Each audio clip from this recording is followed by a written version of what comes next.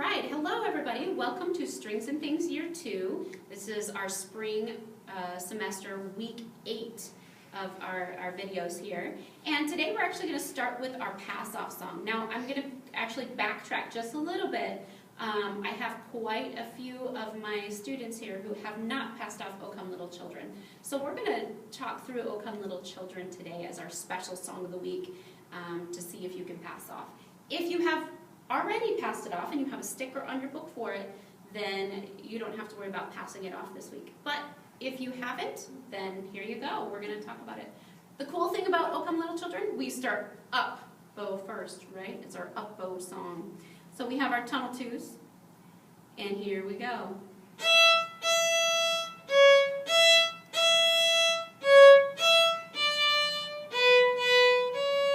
Leave room to go up bow.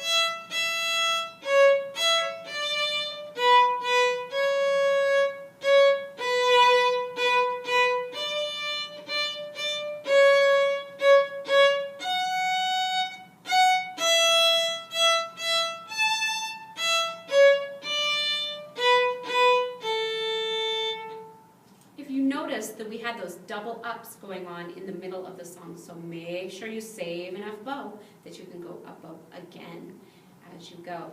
Also, just a little thing here about our pass-off songs. Once you pass off the song, we don't just leave it behind. You keep practicing it, because the more you practice it, the better and better you will feel about that song. So don't leave it in the dust. Keep coming back and practicing all those old songs.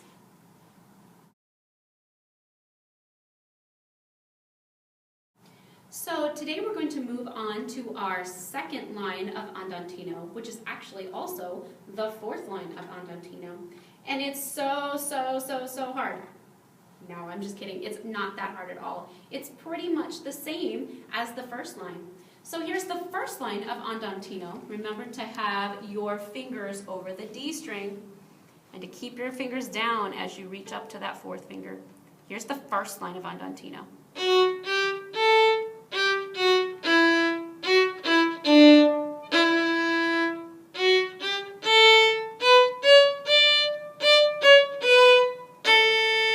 Here is the second line. See if you can spot the difference.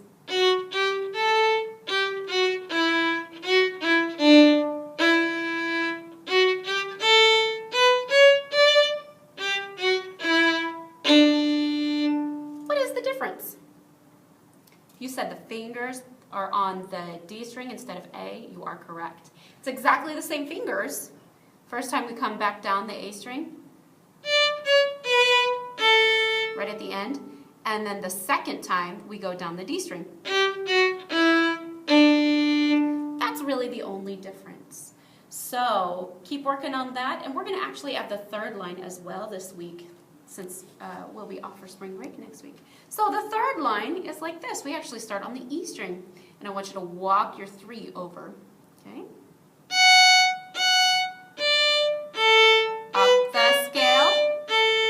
Now start with your fourth finger, and we're going to work our way down the scale all the way to 1 on the D. 4, 3. Swing your elbow around to that fourth finger on the D string. That's the really tricky part right there. We're just going down our scale, but you have to really get that fourth finger. Swing your elbow around to reach that fourth finger on the D string. Here we go. Swing. Notice my first finger's still down.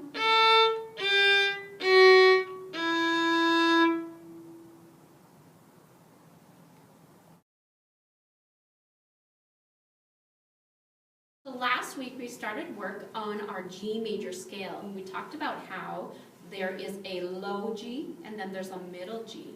and we went up our scale that way. So I'm going to start on the G string and do our G major scale. Starts on G. 1.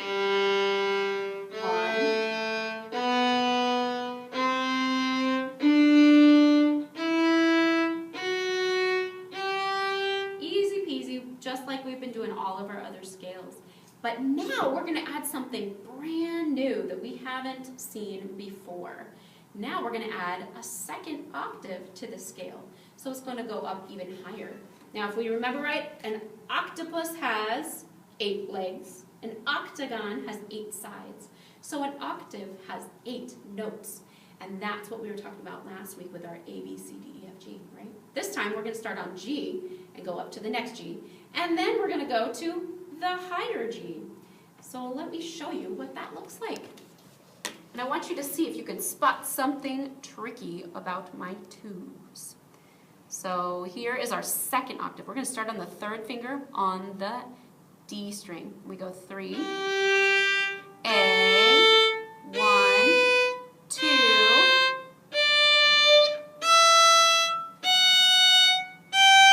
then we go back down.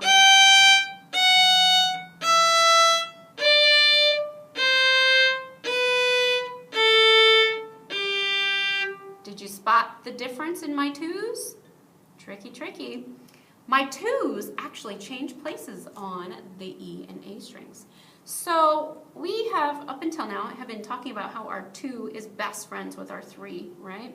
It's been just like this every time. We're calling those sharp 2s. Sharp 2s, okay? Now our 2 gets to be best friends with 1 for the G major scale, for that upper octave. So 1 and 2 get to be best friends. So check this out, 1 and 2. This is called a natural 2. When our finger is best friends with 1, it's a natural 2.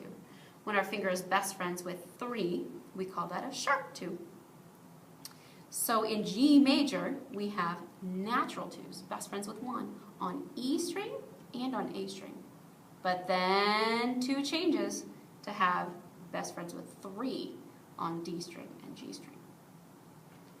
Confused yet? It's tricky. It's tricky. We're going to try that part of the scale again. So here we go. We're going to start on 3 on the D string. Go up to A. 1. I want you to squish your 2 and put it right next door to 1 so they're best friends. 2, 3. Now E. 1. Squish that 2 down. There is where we end. We actually don't go up to the 3 or 4. Why?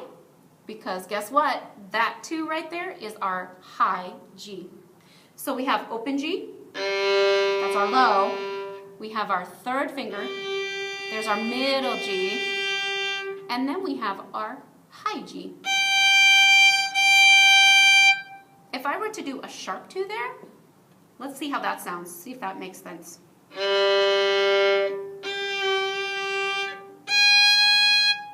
Whoa, that sounds totally different, doesn't it? So we really have to make sure that that 2 is best friends with 1 on the E string. So we have open G, middle G, high G, and then they all sound the same.